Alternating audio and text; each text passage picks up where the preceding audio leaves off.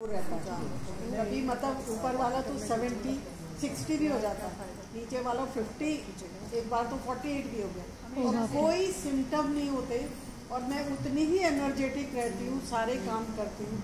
तो कभी कभी मुझे लगता है इतना लो हो जाएगा, कभी मैं कोलैप्स हो जाऊँ, कुछ इंडिकेशन होना चाहिए पर होता नहीं है। हेल्दी पर्सन जिनको कि सिर्फ बीपी है which is very well maintain with the medicine, तो उनको क्या सिम्टम हो सकते हैं एज शी सेड कि कैसे पता चलेगी कुछ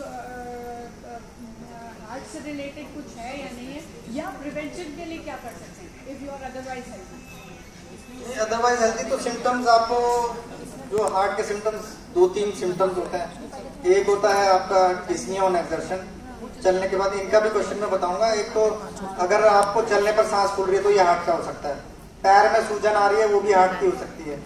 दूसरा ये है कि ऑर्थोपनिया, ऑर्थोपनिया का मतलब जब आप लेट रहे हो और सांस फूली और बैठ गए सही हो गई, मतलब 4-5 तकिया लेके सोना पड़ रहा है, ये तो पक्का हार्ट का सिम्टम है। इसके अलावा चलने पर अनइजीनेस हो रही, रुक गए तो ठीक हो गए, ऐसे बहुत सारे मतलब ये मेन। और पैल्पिटेशन, धक धक धक धक होना, और एक ये होता है कोलैप्स होना, जैसे एओर्टिक स्टेनोसिस वाला एक पेशेंट था हमारा, तेज चला और बेहोश हो गया, तो ये भी एक सिम्टम होता है। दूसरा, कुछ लोगों का बीपी वैसे ही मतलब नॉर्मली कम रहता है, कुछ स्पेशल लोग होते हैं जिनका रेंज कम रहती है, तो वो उनको अपनी रेंज से कंपेयर करना पड़ेगा, ठीक है। तो जैसे कुछ लोगों की बेसलाइन ही 90 रह रही, तो उसको उस हिसाब से हमें देखना पड़ेगा।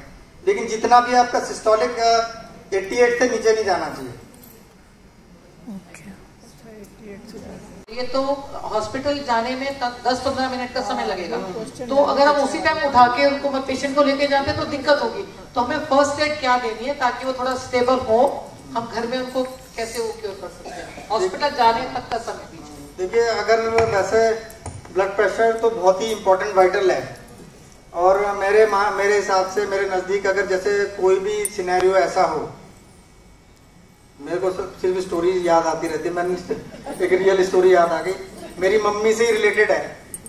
तो क्या हुआ कि शी हैड सेप्सिस, बहुत ज्यादा इन्फेक्शन हो गया, और फिर क्या हुआ कि हर बीपी स्टार्टेड फॉलिंग, ठीक है। तो फिर मतलब ओएनजीसी में एनरोल्ड नहीं है मेरी मम्मी, क्योंकि फादर वॉज गवर्नमेंट सर्वेंट, अभी भी नहीं है, तो ही ऑप्टेड कि भाई हमें, मैंने बहुत प्रेशर दिया कि भाई ओएनजीसी में आ जाओ, हम बहुत अच्छी सर्विस देते, लेकिन ही डिड नॉट। तो क्या हुआ कि हम एक बड़े हॉस्पिटल में गए, मैं नाम नहीं लूंगा, अब पूछने की कोशिश भी मत करिएगा आप लोग, है। तो फिर मतलब वहां गए हम, और मेरे को मैं तब तक तो ओएनजीसी में था ही, मतलब मैं काफी मतलब 1-1.5 साल हुए होंगे मेरे को, बट मैं सारे डॉक्टर्स को बहुत अच्छे से जानता नहीं था इधर उधर। उसके बाद क्या हुआ कि